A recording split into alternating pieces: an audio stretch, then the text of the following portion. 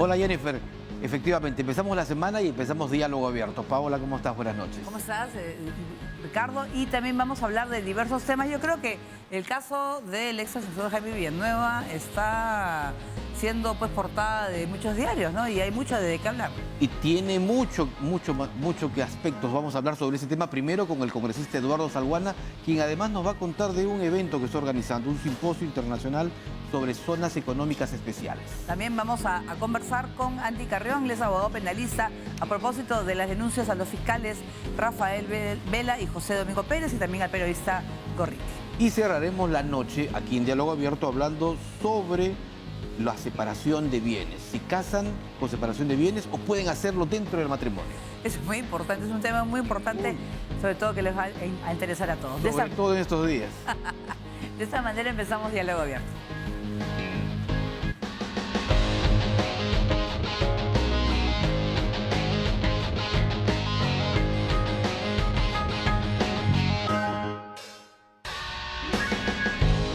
Las vestimentas que tú ves, lo que se visualiza en todas las comparsas, en realidad hay un gran movimiento, calculamos unos entre 25 a 30 millones que se mueven en estos carnavales, ¿no? Hemos tenido adolescentes de los 12 años que llaman a hacer consultas, 12 años, 13, 14 años, justamente haciendo consultas sobre métodos anticonceptivos. Inclusive hemos tenido adolescentes que llaman en las madrugadas, sobre todo fines de semana, ¿no? Preguntando por la píldora de emergencia. Ahí llaman adolescentes que han tenido relaciones sexuales. El gobierno ha decidido declarar el estado de emergencia en toda la provincia de Trujillo, con el control del orden interno a cargo de la Policía Nacional de Perú, con el apoyo de las Fuerzas Armadas. El año pasado ha habido más de 30.000 delitos en la libertad en Trujillo.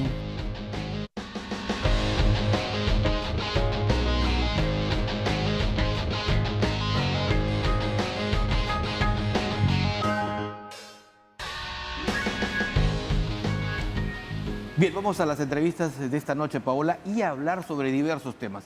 Estamos además con un político que siempre habla de todos los temas del momento. Así es, vamos a saludar al congresista de APP, Eduardo Salguana, bienvenido.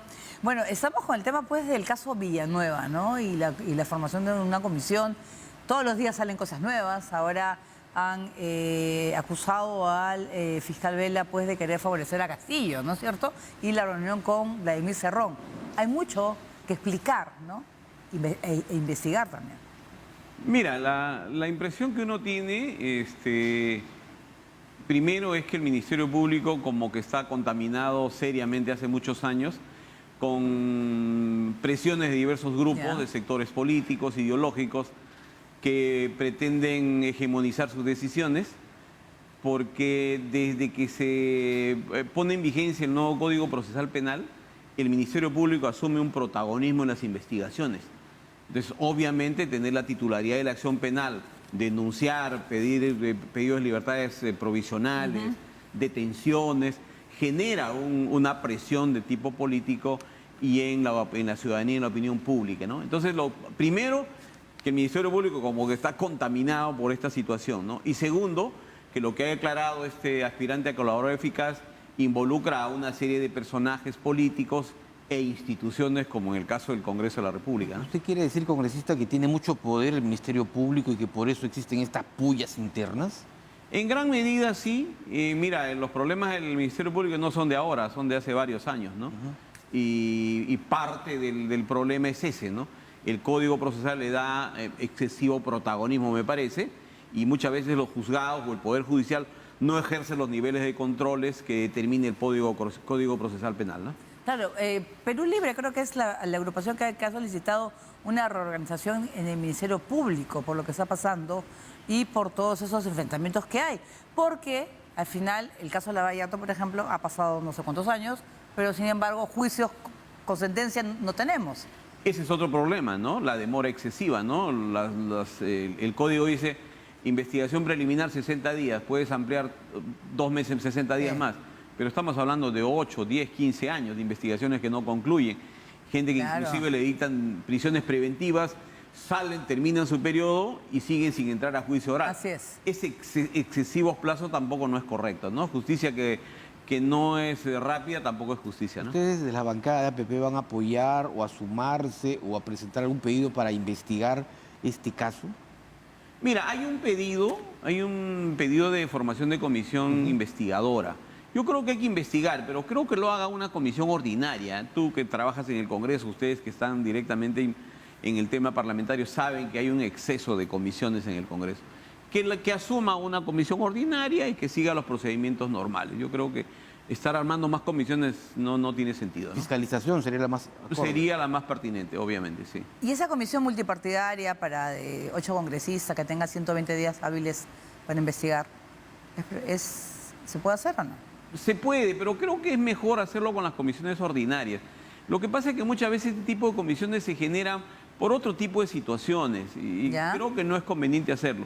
Hay que dar una imagen de que tenemos comisiones ordinarias, en este caso fiscalización y control, y esa sea la que se aboque a ese tema. Ahora, Jaime Villanueva ha incluido a un parlamentario, bueno, mejor dicho, a 2 parlamentarias, ¿no? Ruth Luque, por un lado, que habría sido una suerte de nexo con Vladimir Cerrón, para, de alguna manera, darle una ayudadita al fiscal Vela, con la finalidad de que este sea supremo, pero también está la congresista Moyano, que según Villanueva, como colaborador eficaz, iba y pedía a la fiscal que se retiraran a la fiscal de la Nación en ese momento para que retiren a los fiscales, que le eran adversos a su partido político.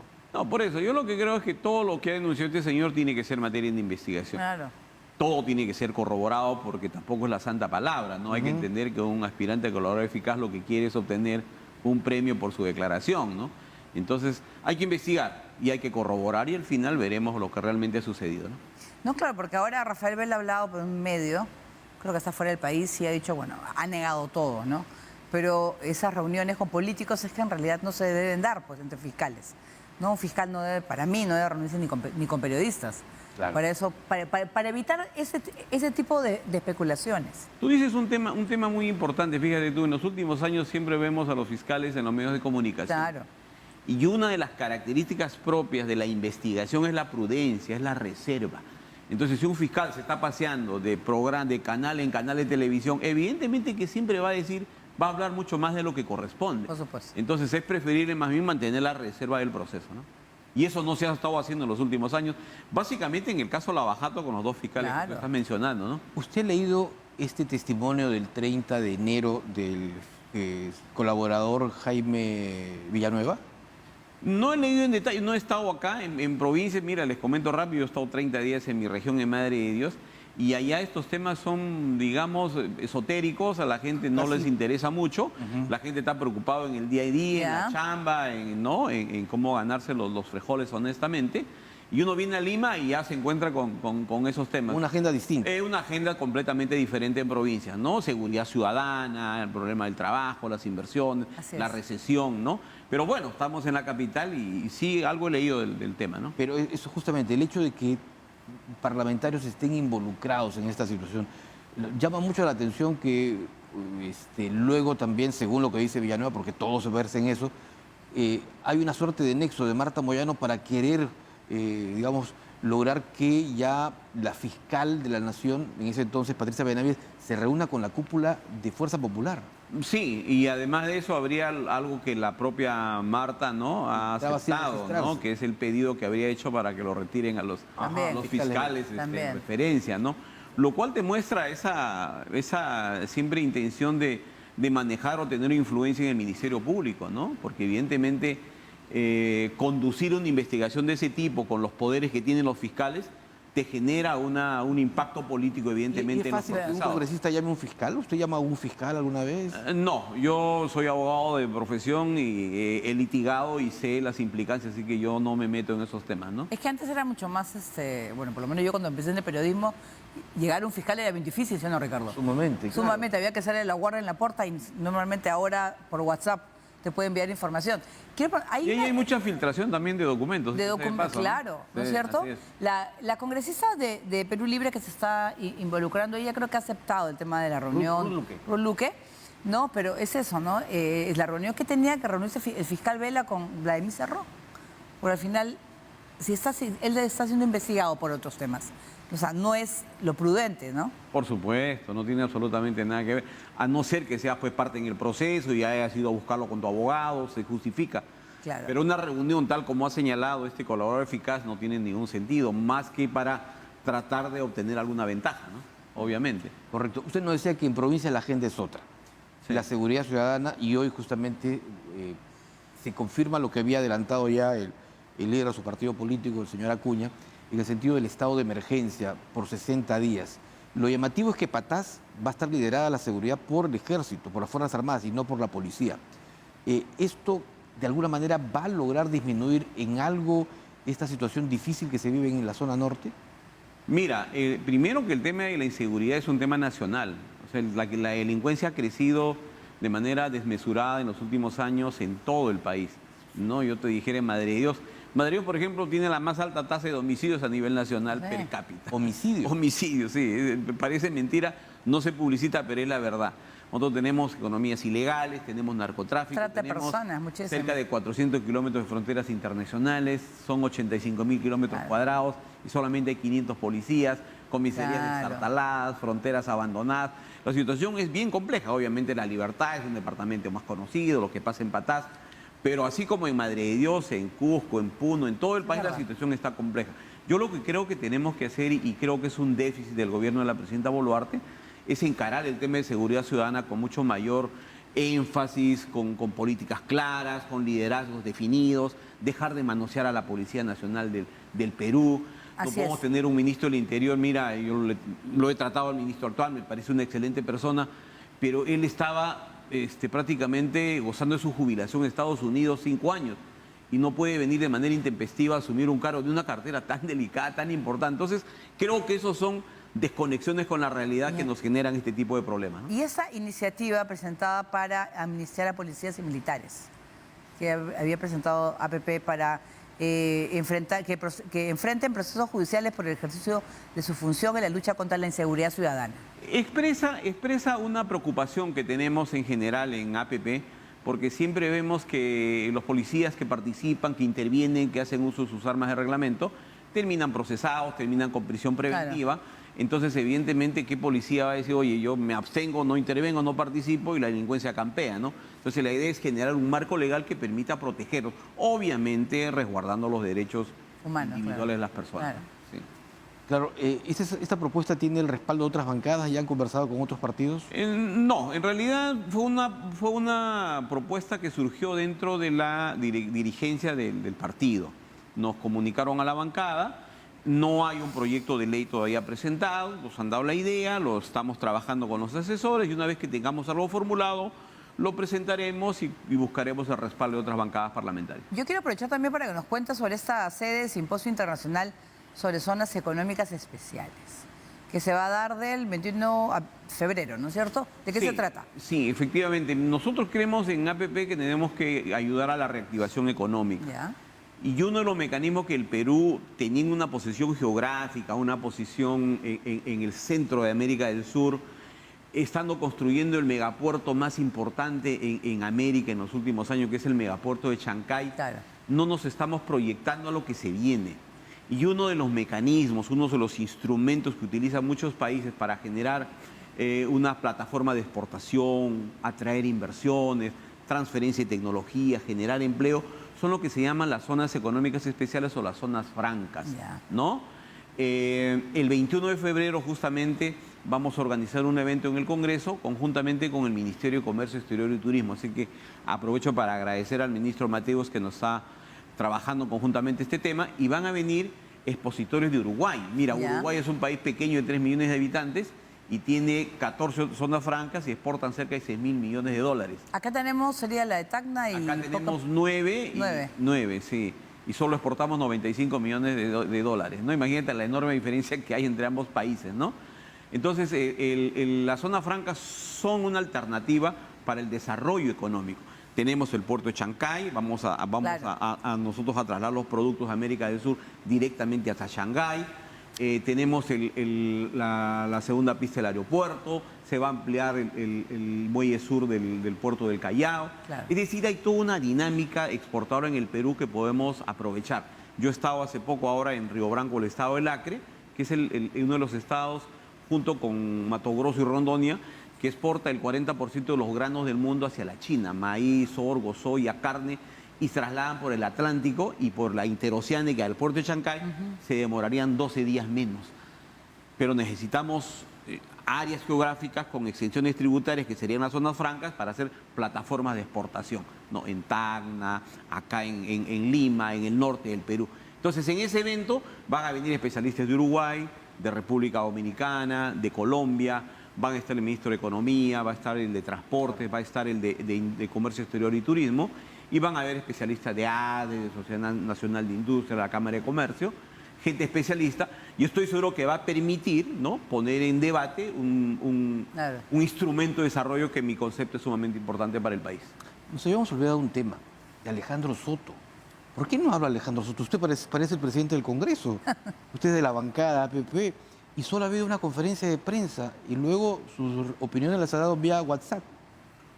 Bueno, yo siempre lo que he dicho es que son cuestión de estilos, no son cuestión de personalidad, son forma de entender, digamos, la dinámica del Congreso, ¿no? Nosotros tenemos el mayor concepto, el mayor cariño por Alejandro, él se está conduciendo de esa manera, creemos que en este periodo, en esta etapa que empieza, las cosas deben cambiar, y él, estoy seguro que va a escuchar los sanos consejos de los colegas parlamentarios de APP y de otra bancada, que le pedimos que salga un poco a la prensa, que converse con los medios de comunicación. Porque una vez por semana, por lo menos, ¿no? El diálogo directo es importante, ¿no? Claro, o sea, salir a una conferencia, y cuando no hay que declarar, simplemente no se declara, ¿no? Y la prensa lo entiende y... Bueno, él solo ha declarado hoy día ante el Ministerio Público. Hoy día hay al Ministerio Público para hablar sobre el tema de los troles y el tema de su relación con Patricia Benavides.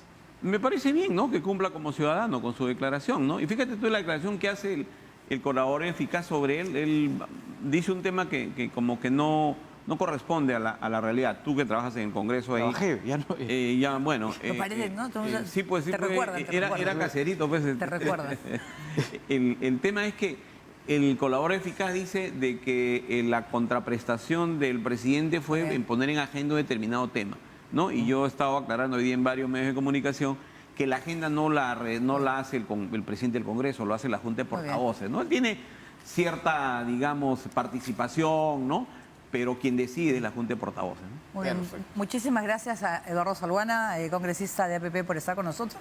Y bueno, y le extiende la invitación al presidente del Congreso, Claro, que puede venir a diálogo abierto. Mire, si tiene tanta agenda, a las 10 No, mejor aquí. está más tranquilo. Aquí está, Tranquilo, de buen tranquilo, horario, ¿no? Pero de buen horario. Ya viene reposado. En un canal que llega además a todo el país.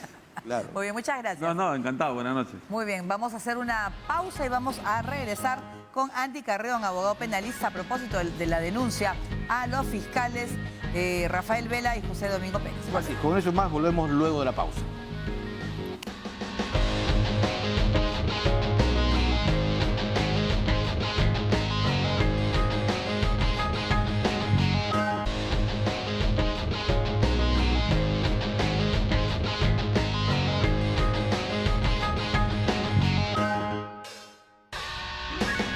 Vamos a seguir aquí en Diálogo Abierto. Saludamos a nuestro segundo invitado, es el doctor Andy Carrión, él es abogado penalista. Bueno, el caso, bienvenido a Diálogo Abierto. Bueno, el caso Villanueva, pues está dando todos los días titulares de todo, ¿no? Ahora se ha hablado que el fiscal Vela habría beneficiado pues a Castillo, él le ha respondido que no. ¿Cómo puede, y yo le estaba preguntando antes de pasar al programa, cómo puede afectar a los casos? Porque al final son dos fiscales importantes que están viendo casos importantes. Son casos muy importantes, Paola, nada menos de que el equipo especial Lavallato, ¿no?, que tiene su origen con Pablo Sánchez, claro. Recordemos a Hamilton Castro, que también incluso han sido mencionados en el origen de este equipo especial, y que naturalmente esto puede ser aprovechado también por las personas que están siendo investigadas, ¿no? De hecho, muchos representantes del propio partido Fuerza Popular, la misma Keiko y otros, han declarado de que van a solicitar la nulidad de todo este proceso. Pero también debemos de recordar de que en la investigación que se ha seguido desde hace ya algunos años, ha siempre acompañado la intervención fiscal la decisión judicial. Es decir, siempre los jueces han realizado un control sobre los actos de investigación que estaban apuntalando los fiscales, con lo cual a estas alturas, es decir, ya a portas de ir a juicio, al menos en el caso así llamado cócteles, es muy complicado de que los jueces vayan a declarar la nulidad de todo lo actuado. Obviamente, estas declaraciones que ha venido brindando Jaime Villanueva, que parecen ya las entregas de una serie de televisión, pues empantanan también de alguna manera el proceso y lo deslegitiman, ¿no? Porque al parecer, y siempre de acuerdo a las declaraciones, han habido algunas intenciones muy particulares de sacar el caso adelante, una coordinación incluso con Pablo Sánchez, entre otros, que ya están siendo investigados por la propia Junta Nacional de Justicia. Entonces, veamos en qué termina, pero mientras tanto yo dudo de que se declare la nulidad de todo este proceso. Doctor, usted tiene la razón en algo. Cada vez que se solicita un allanamiento, intervención o detención, lo solicita el fiscal al Poder Judicial y es el juez el que decide finalmente si se procede o no a ese pedido. En ese aspecto, es decir, el juez es una suerte de filtro, ¿no?, para decidir si se cumple con todos los requisitos. El juez es quien realiza el control de los actos de investigación apuntalados por el fiscal. El fiscal, por ejemplo, solicita allanamientos, detenciones preliminares, incluso prisiones preventivas, ¿no? Recordemos de que Keiko Fujimori 3 veces se solicitó las prisiones preventivas, pero quien finalmente otorga o no esos pedidos y realiza el control de las solicitudes fiscales es precisamente el juez. Con lo cual no estamos hablando de que durante todas las etapas de la investigación únicamente el fiscal haya actuado de manera arbitraria en contra de los investigados, sino que ha habido en determinadas etapas también el control judicial. ¿Usted se refiere concretamente a la respuesta tanto de Keiko Fujimori como de Jorge del Castillo? Por supuesto, porque ellos señalan de alguna manera de que serían inválidos ya todos los procesos, de que se habría empantanado y manchado ya todo ello, y que lo único que cabría en esta ocasión sería anular todo lo que ya se ha avanzado. Claro. Sin embargo, yo creo que no es tanto así, porque, como les decía, no es de que el fiscal única y solitariamente haya avanzado por sí mismo hasta llegar al juicio, sino que ha habido siempre una intervención permanente del Poder Judicial. O sea, hay más gente trabajando en el Claro que sí, que ha venido realizando controles. Es más, las defensas han también interpuesto sus recursos, han hecho solicitudes ante el juez, con lo cual ha habido un acompañamiento judicial que hace que sea muy difícil que se declare la nulidad de todo lo avanzado. Yo quiero hablar sobre todo que en ese caso nos hace ver la relación de los fiscales con la prensa, ¿no? Porque hay muchos integrantes de la prensa involucrados que los acusan de haber filtrado información, de reuniones, sale eso, pero ¿cuál debe ser realmente la relación con la prensa o incluso o la relación del fiscal hablan de esa reunión con Vladimir Cerrón? Si debía o no debía reunirse con él. Ese es un punto muy sensible, Paola, porque aquí debemos de delimitar cuáles son los ámbitos de competencia de la función periodística y si se desborda esta función periodística ya entraríamos a un acto ilícito, por ejemplo. Yo entiendo de que la labor periodística es que precisamente manejen sus fuentes, que haya algún tipo de intercambio de información o en ocasiones, ¿no?, cuando el periodista, por ejemplo, tiene un mayor conocimiento del caso y las autoridades solicitan información para que ésta pueda apuntalar o afianzar mejor una determinada investigación. Pero ya se pasa la barrera de lo lícito cuando, por ejemplo, ya hay un interés particular por parte del periodista de direccionar en un determinado sentido la investigación, por ejemplo, o de una excesiva proactividad en perjudicar a determinados investigados, o como sucedió en Brasil, ¿no?, cuando, por ejemplo, a Lula da Silva se le intentó perjudicar por todos los medios y hubo una cierta coordinación entre los fiscales y también incluso el juez Moro, y ese fue el motivo por el cual anularon también la investigación en contra de Lula. Entonces yo creo que esa es una delgada línea, que en este caso, querramos o no, también tiene que ser investigados de cara a postular que todos son medidos con la misma vara. Claro. Si alguien es mencionado en una declaración de Jaime Villanueva y se le abre inmediatamente una investigación, así sea sumaria o suspensión, etcétera, pues también se tiene que actuar de la misma manera con los demás que son mencionados en las declaraciones de Jaime Villanueva. Y esta noche hemos tenido un nuevo capítulo porque se ha hecho una nueva revelación de este caso, ¿no? Ahora se habla no solo de Gustavo Gorriti, sino de otra periodista que también forma parte de IDL Reporteros, en el sentido de que habría, porque todavía es incondicional, habría tenido una oficina habría tenido un espacio dentro de la oficina del equipo especial Lavallato, donde revisaba carpetas y escribía en una computadora. O sea, pareciera que eso es una novela, pero... O sea, trabajaba para ellos. Aparentemente, no. Claro. Por ejemplo, eso ya no forma parte realmente de la labor periodística, ¿no? Entonces, una coordinación ya muy cercana entre la labor fiscal y la labor periodística de cara a apuntalar en un determinado sentido. o a veces yo creo que ya estamos logrando entender un poco esas filtraciones en un sentido u otro, ¿verdad? Y a lo que siempre hemos asistido en el medio es de que justo antes, por ejemplo, de que se solicite o se realice la audiencia de prisión preventiva o detención preliminar, toda la información ya era ventilada a la prensa, ¿no? De alguna manera, porque también eso es lo que entiendo ahora se va a proceder a investigar, es qué intereses tenían los fiscales de filtrar estas informaciones justo previo a tomar algún tipo de decisión judicial. Y ahí tiene que ver con ello, es decir, por qué una periodista está en la misma oficina de un fiscal que no tiene absolutamente nada que ver con su labor investigativa, apoyando o colaborando o interactuando en este tipo de funciones. Porque puede ser tu fuente también, porque uno tiene también, cuando uno investiga, tiene fuentes. Claro, pero no, que si puede no, ser, no existiría el periodismo. Si no, no existiría periodismo, porque tenemos fuentes y pero ya tú formar parte, entonces ya pierdes totalmente un espacio, entonces ya pierdes totalmente la objetividad, y el periodismo no es eso. Y ya desborda las conductas neutrales propias de un periodista, que también tiene que mantener la objetividad dentro de las informaciones que pueden propalar. Por supuesto. Y yo creo que en base a la mención o múltiples menciones que ha hecho Jaime Villanueva en sus declaraciones, porque el día de hoy hemos conocido un nuevo capítulo, como dijiste, Ricardo, pero van a venir más. Cada capítulo es más intenso que el otro, y yo no sé en qué va a acabar esta temporada, pero ahí, ¿qué delitos habrían cometido? O sea, por ejemplo, en el caso de los fiscales. Hay un delito que trasciende a todas las revelaciones que está realizando Jaime Villanueva, que es el delito de tráfico de influencias. ¿No? Vemos como un funcionario pide un favor a contraprestación de otro favor. Es más, ¿no? Lo que ha señalado el día de hoy Jaime Villanueva es, en el caso de Patricia Benavides, de que ella archiva un caso que se está siguiendo en contra de Pablo Sánchez, y luego él también archiva otro caso en contra de alguna de las hermanas de Patricia Benavides. Estaban conjugando el verbo archivar, ¿no? Yo archivo, tú archivas, nosotros archivamos. Y yo creo que eso, por ejemplo, es un tráfico de influencias. No solamente ellos, sino que la Fiscalía viene investigando el caso de Patricia Benavides dentro del marco de una organización criminal. Y estos son delitos especialmente graves porque pueden implicar incluso hasta 15 años de prisión. Y lo que vemos también es de que el caso de Patricia Benavides ya nos ha desbordado. Ya no se habla de Patricia Benavides, de esta supuesta organización criminal enquistada en el Ministerio Público, sino que ya está abarcando a congresistas, empresarios, exfiscales de la Nación, fiscales actuales que llevan adelante investigaciones, con lo cual se está abriendo una caja de Pandora, Paola, que aún no sabemos tampoco en qué va a terminar. Pero sin embargo, tendríamos que tomar en serio las declaraciones. El comunicado de esta tarde del Ministerio Público solicitando información a la Fiscalía que ha tomado los testimonios, ¿significaría que el fiscal de la Nación ha decidido también ya investigar toda esta situación?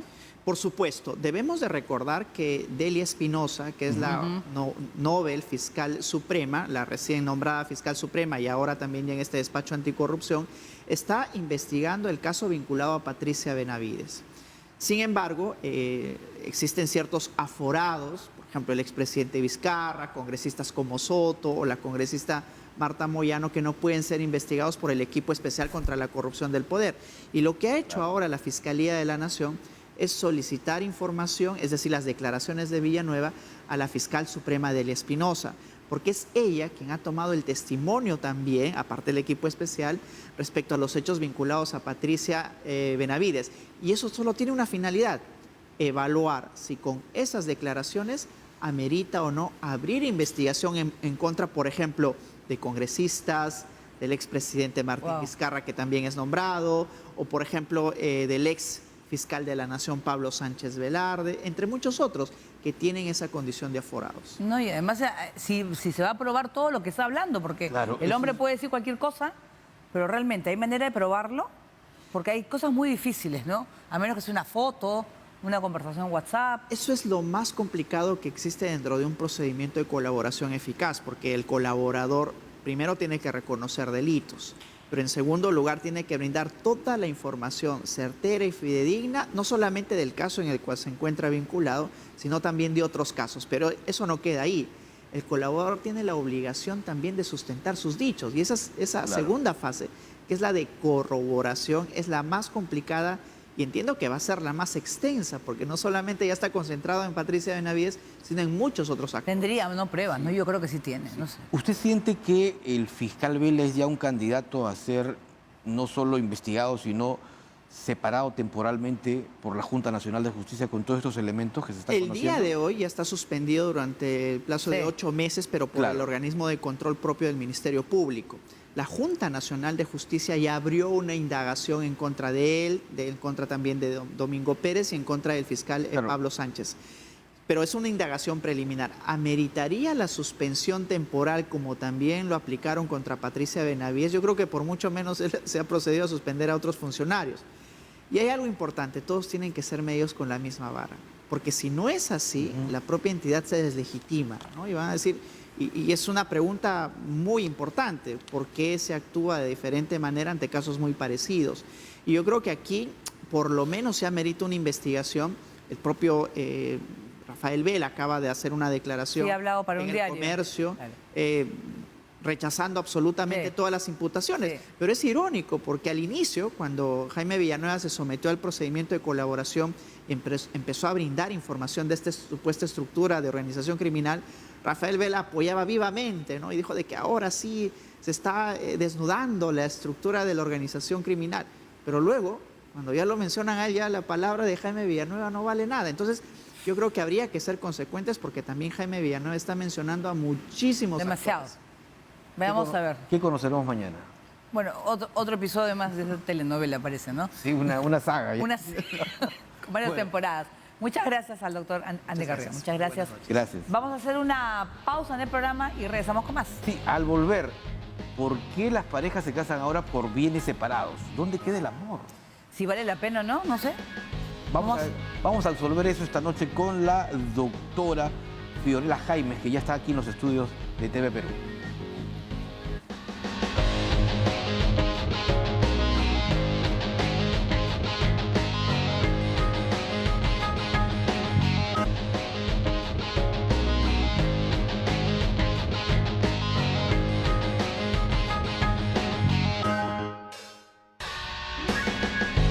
Volvemos al diálogo abierto. Las últimas estadísticas, Paola, hablan de crecimiento de matrimonios con bienes separados. Y esto lo tocamos justamente en momentos en que la coyuntura no solo del Día del Amor, sino también de lo que estamos conociendo. No, claro, por supuesto son en los cuales matrimonios a veces se compran un departamento y después pónganse de acuerdo a ver si lo venden o no.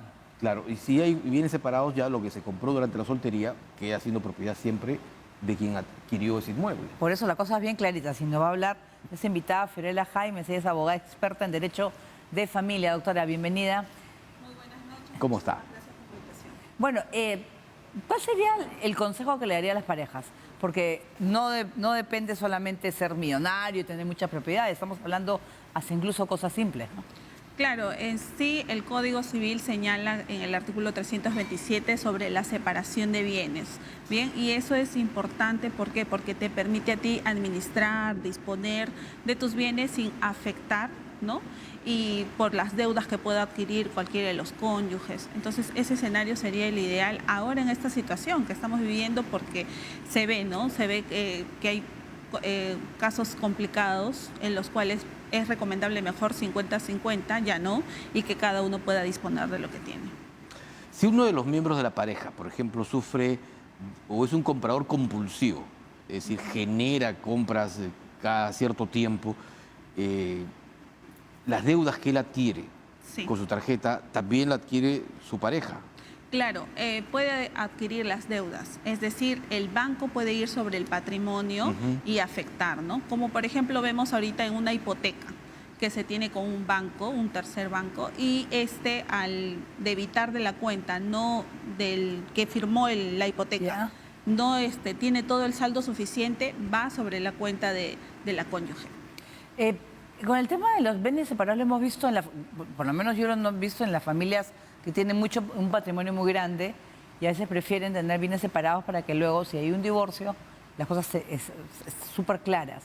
Hay gente que lo toma hasta como un insulto. ¿Cómo vas a querer? ¿Cómo me pides que yo firme un documento antes de casarme? No confías en mí. Pero es que, no sé, más vale prevenir que lamentar. Ahí el detalle, no es la prevención. Es la prevención, ¿por qué?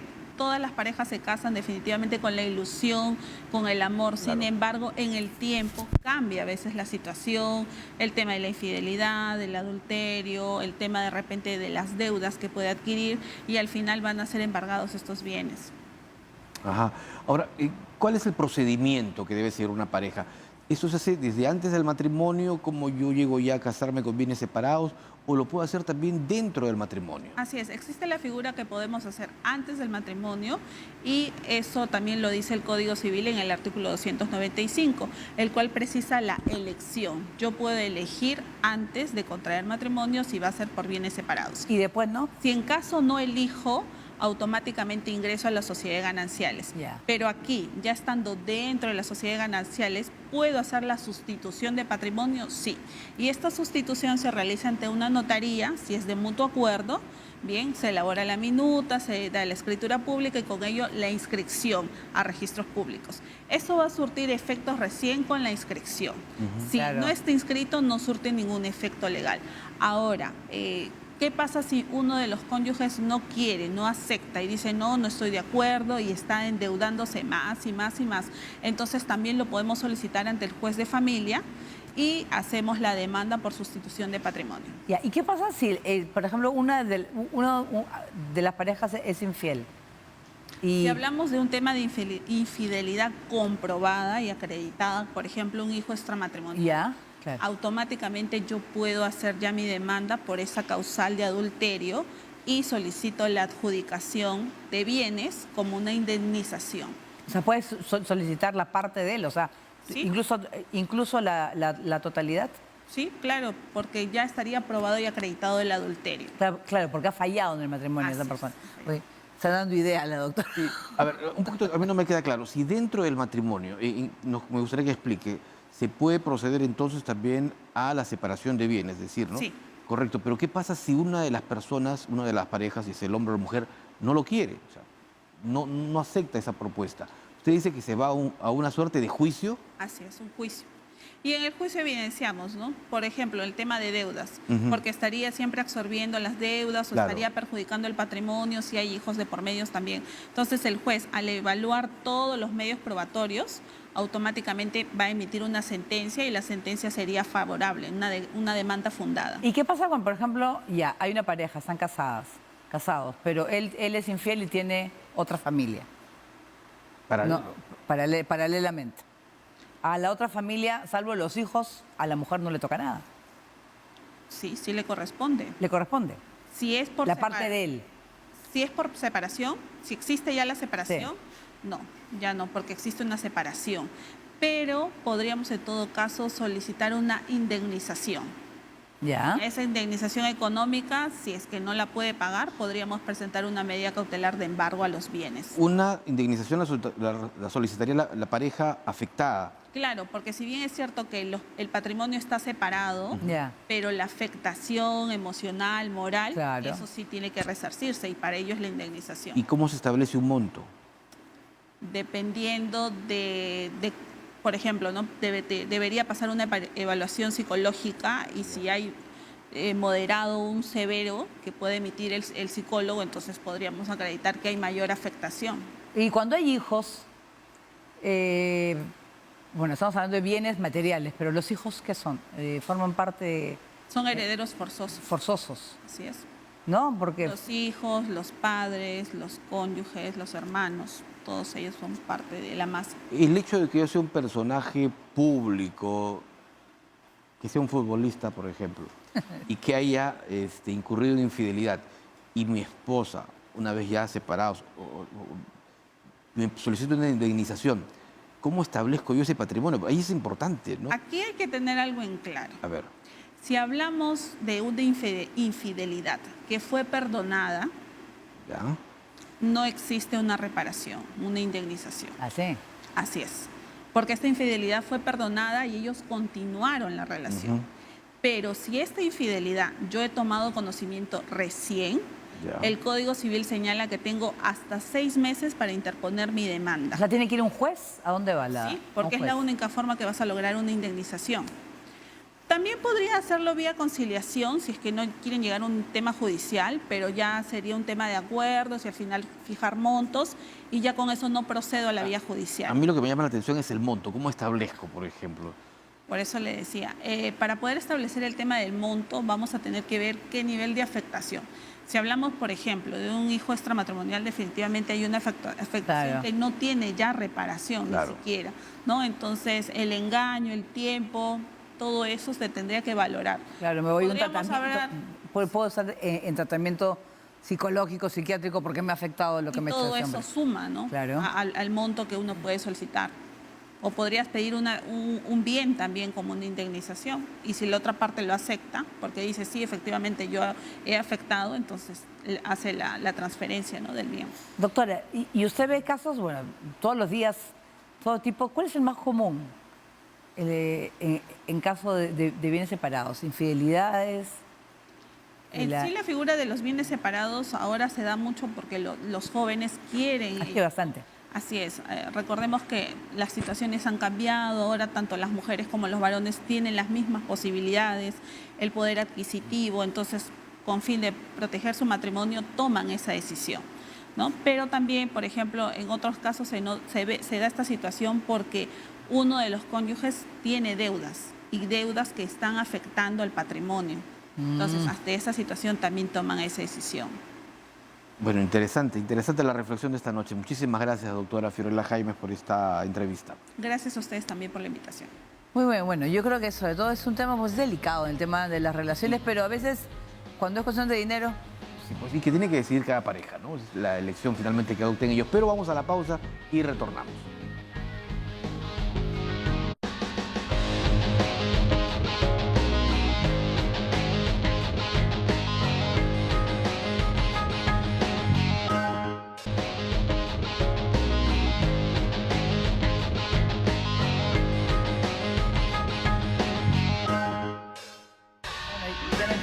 Muchas gracias por acompañarnos el día de hoy. Así es, gracias. Volvemos mañana, como siempre, minutos después de las 10.